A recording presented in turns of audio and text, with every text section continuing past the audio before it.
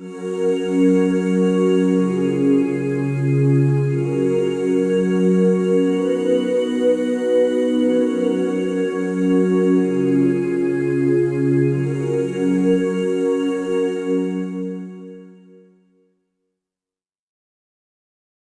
1. What was the Titanic's official name? Is the correct answer A. RMS Titanic, B. SS Titanic, C. Titanic, or D. HMS Titanic?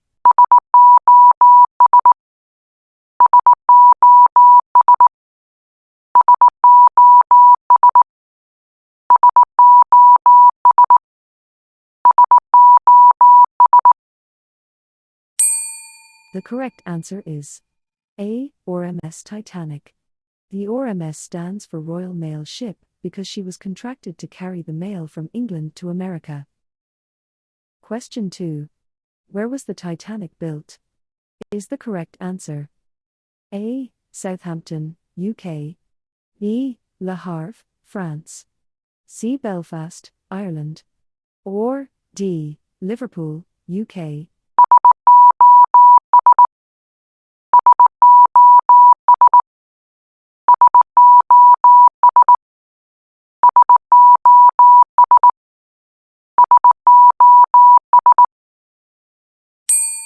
The correct answer is C. Belfast, Ireland.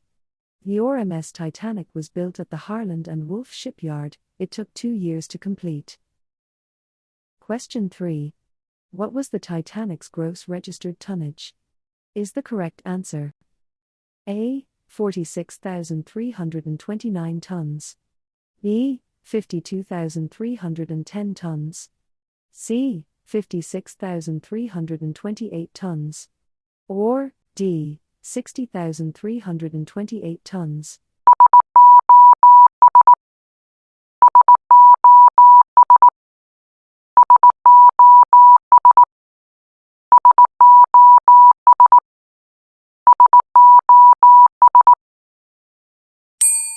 The correct answer is A. 46,329 tons. Question 4.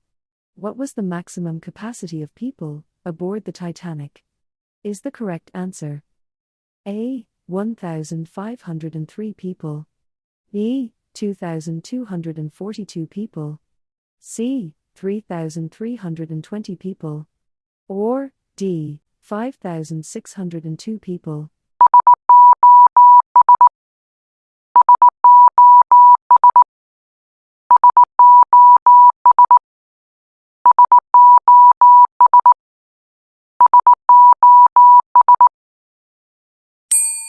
The correct answer is C. 3,320.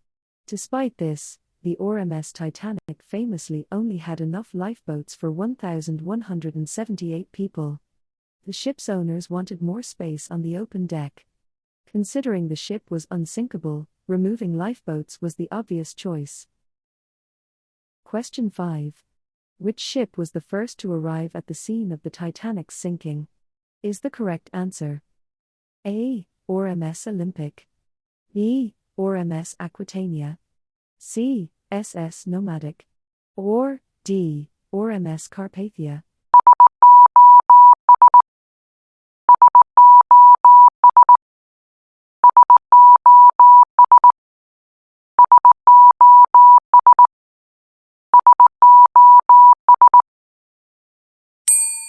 The correct answer is D. RMS Carpathia.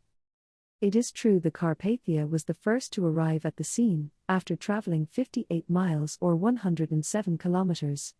However, did you know there was another ship, the SS California, only 20 miles or 32 kilometers away? The officers on board ignored the SOS signal as it was relatively new at the time.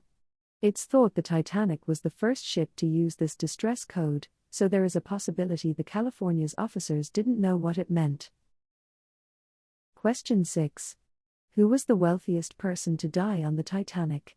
Is the correct answer A. Thomas Andrews, B. John Jacob Astor, IV, C. J. Bruce Ismay, or D. Jack Dawson?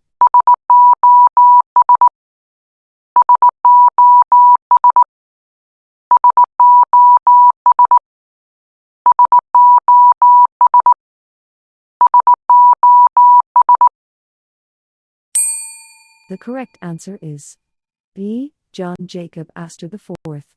At the time, he was worth around $150 million. In today's money, that's about $1 billion, making him still one of the richest men in history. Question 7. What were the lowest ticket prices? Is the correct answer A. £7, B. £13, C. £29, or D. £42?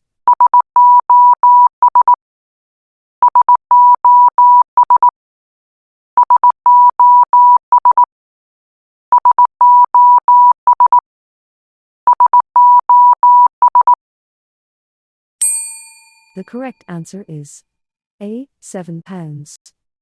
The lowest price ticket you could buy for her maiden voyage was a £7 steerage ticket. In today's money, that's about £800 or $1,000. Conditions would have been less than ideal, but many seized the opportunity for a better life in America. Question 8. How many sister ships did Titanic have? Is the correct answer A. 1, B. 2, C. 3, or D. 4?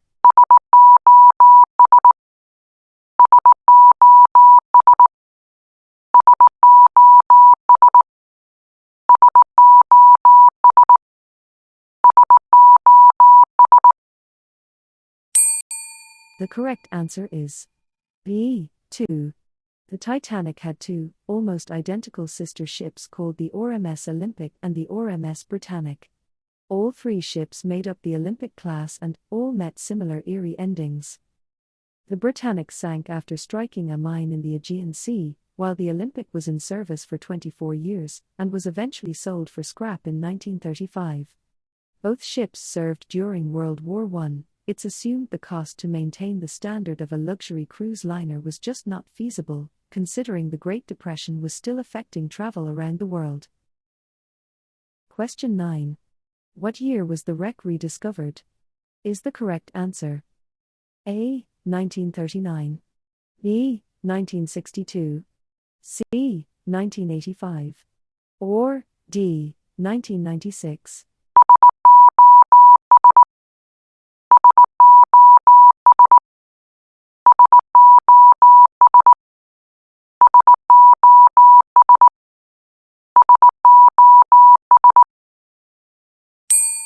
The correct answer is C. 1985. On September 1, 1985, the first underwater images of the Titanic were recorded, when its giant boilers were discovered. Later videos showed the ship lying upright in two pieces. While the bow was clearly recognizable, the stern section was severely damaged. Your 10th and final question is: where did the survivors first land?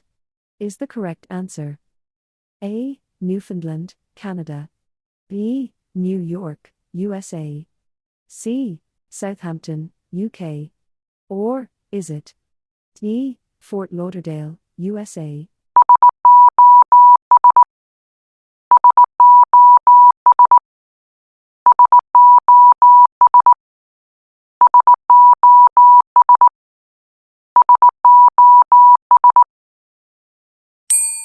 The correct answer is B. New York, USA.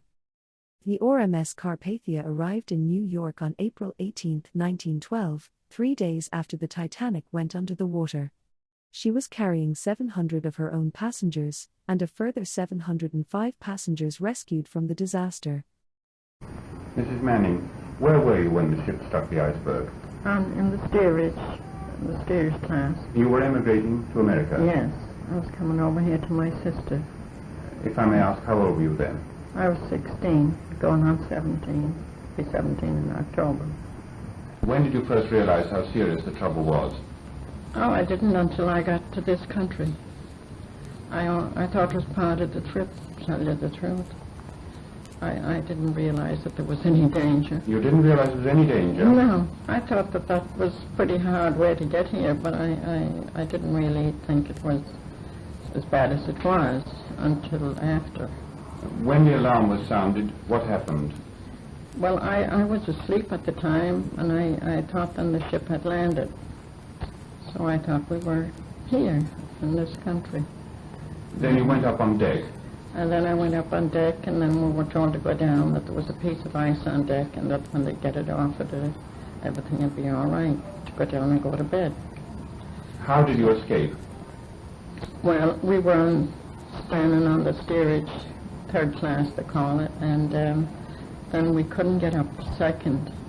And of course then there was one man with us, and he was our guardian angel, and he said, for God's sake, let the women up. So at that I got up. And then you second. And then you got into a lifeboat? And no, then I had to go to first cabin. The lifeboats were only going from first cabin. So there was a man on the second deck, and he asked me to go on his shoulder, and I climbed over, and then I think it was the last boat that was going out. Did you take They didn't want to let me on because there was too many on the boat already. But you got into the boat? But I said to the man I'd like to go with my sister because there was a neighbor with me, and I thought he'd feel it. Because I didn't want to lose the crowd. I didn't really think it was any danger, but I thought I'd miss them in the dark. You know, it was very dark. Did you see the ship sink? Oh, yes. I was looking at it sinking when we were in the lifeboat, because we were in the lifeboats for 9 hours. And then which ship rescued you? Carpathia. Carpathia picked us up then early in the morning, about 9 o'clock or something. I think it was about 9 o'clock in the morning. Slocum, I believe you were in charge of the Turkish bath on the Titanic. I was. And where were you when the iceberg hit the ship? I was in bed. And when did you first realize things were wrong? Well, naturally the fog woke us up, and everybody got to their feet, and I went into a little passage, and I met the second steward, which was Mr. Dodd, and he said, for God's sake, get some clothes on, get up on deck. I said, what's wrong? He said, I don't know. So, of course, I had a coat on a nightdress, and we got up on deck, and everybody was most cheerful. When did you first realize how serious things were? I didn't think it was serious because I didn't think it was possible a big ship like that could sink. And everybody was busy, and they was lowering the lifeboats, and the crew were marvelous. Everybody was cheerful. And how did you escape? In the last lifeboat, and I didn't want to go. And then, of course, you realized that things were very serious. Yes, I did. And did you see the ship sink? I did. It sank very quickly. That must have been a most dramatic sight. It was, because you could just see the lights going down and down. Did you hear the music playing? I did. Almost till the end? Till the end, I heard them play, you know, Nearer My God to Thee. Nearer My God to Thee. And I met a steward, and he said, you are, grab hold of this. And it was a baby. So I took the baby. And then when they lowered the last lifeboat, I didn't want to go. And they said that one of the other stewards, and Mr. Wheat, he was helping lower them, and Mr. Murdoch, he was the chief steward, and he was shouting out, ladies, children and women first. They was marvellous. And you took the baby? I took the baby, and I didn't want to go, so they said, come on. And I went down in the last lifeboat, and there was, I think there was 72 in it. And you could hear the ice crash in the sides of the boats. You saw ice all round you? Oh yes, crashing, and the water, the ocean was as smooth as a pond. And you were in the water until, you were in the boat until the daylight? Yes, bright daylight. And then we was brought on to New York, and the Lapland brought us back to Plymouth, the survivors, which had to come back. So then, of course, we was kept there a little while, and then brought on to Southampton. Of course, that was very sad, because everybody thought you knew somebody who was lost, and I had so many friends on there, and you couldn't tell them anything. There was no impact as such. It was just like jamming your brakes on a car. And that was that. She stopped. We had a porthole open, and I looked out, and the sky was clear, the stars were shining, the sea was dead calm. And I thought, I don't know, I couldn't understand it. So I came out of my cabin, and I thought, well, I'd go forward. And I went forward to the well deck on the starboard side, and I could see ice in the well deck. There's no sign of iceberg then, because she'd passed us. And the lights were shining on the water from the portholes, and no sign of damage above waterline. And of course, what had happened, we slipped over the iceberg. And although she was supposed to be unsinkable with a double bottom, the iceberg had cut her from forward on the starboard side to the engine room, right through her two bottoms. And we had orders to get the lifeboats out. And of course the order, the same old order, women and children. And we swung the lifeboats out and gradually filled them up. First boats were away on the port side. The first boats away didn't have many passengers on board. They were afraid to go down. There was a 70-foot drop to the water, and they didn't think she was going to sink. And a few of the first boats on the port side got away with half filled. Don't forget, we had 16 lifeboats, and they each carried 50. And if they'd been filled, we could have saved 800, whereas we only saved 500. So you can imagine there were many seats in the first lifeboats vacant. Then I had orders to go down the storeroom with a gang of men and get all the biscuits we could find. Well, when we got back up onto the boat deck, we couldn't get near the lifeboats. Some people were scrambling to get in and being pushed back. By that time, she was listing very badly to port, and we couldn't get the starboard boots down. But before I got my lifebelt on, I met a young couple, and I can tell you her name. It was Mrs. Clark. They'd spent their honeymoon in France, and we'd picked them up at Cherbourg. And she was having trouble with her lifebelt. So I fixed that on to her, and I said, I think you'd better get into a lifeboat. And there was one in the port, on the port side. So she said, no, I don't want to go there. I don't want to leave my husband. So I said, well, it's just a precautionary measure. You get in, your husband will follow later on. And I got her away, and that was that. And then I picked up my own lifebelt and put it on. Then the third-class passengers were coming up. There were 700 of them, and they swarmed the decks and filled up the decks. And I thought, well, I'd done all I possibly could. I'd helped them all I could. And I thought, oh, now I'll go up and get out of all this scrumming and go on the poop deck.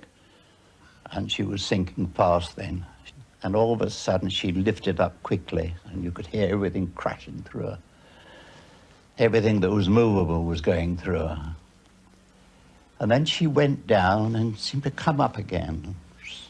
So I thought, well, now I'm going to leave. And I was hanging on to a board. We had two boards, starboard and port, which said, keep clear of propeller blades.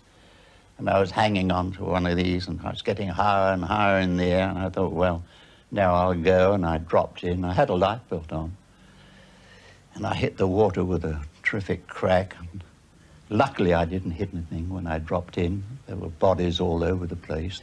And then I looked up at the Titanic. So the propellers were right out of water, the rudder was right out, and I could see the bottom. And then gradually she glided away, and that was that. That was the last of the Titanic. I didn't want to die. I mean, I didn't see much chance of living, but I was gradually getting frozen up. And by the grace of God, I came across a lifeboat, and they pulled me in. And there was a fireman dead in the bottom, and there was about a foot of water in this boat. There was another man who he seemed to be trying to get away from it again. I don't know what was the matter with him. They were tying him down. and the rest were women and children. And I sat on a seat, and I sat next to Mrs. Clark, the girl I'd put into a lifeboat. And she said, the first thing she said, have you seen my husband? So I said, no, I haven't, but I expect he'll be all right. Anyway, I was in a pretty bad way then, as you can imagine, frozen solid almost. And she wrapped me round with a cloak. She had some sort of blanket or a coat on. Anyway, I think she probably saved my life, I don't know. But I saved hers. At least I think I might have done. I think I did. And she saved mine. Then, first light, the Carpathia came along. The Carpathia was about 7,000 tons, and they were going to the Mediterranean, absolutely loaded. And they took us all on board, took us to New York, and that was that. I believe you've even got a watch that you were wearing at the time when you went into the water. Yes, yes, but I couldn't afford anything better in those early days. Here it is. That says 2:20. What time was it when you went into the water, do you think? I think about 2 o'clock. I think it lasted. It was frozen up like I was. I think it lasted for about 20 minutes in the water. Does talking about this incident bother you like you have been today? Talking about it? I should probably dream about it tonight. Have another nightmare. You'd think I'm too old for that, but you'd be amazed. You lie in bed at night and the whole thing comes round again.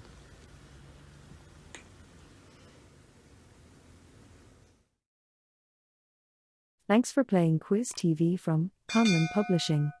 If you enjoyed this video, you must subscribe. We upload new content and games like this every week, and we would love for you to come and join the fun again. What topics would you like us to do for the next season? Comment your requests below. Slán go foil, bye for now.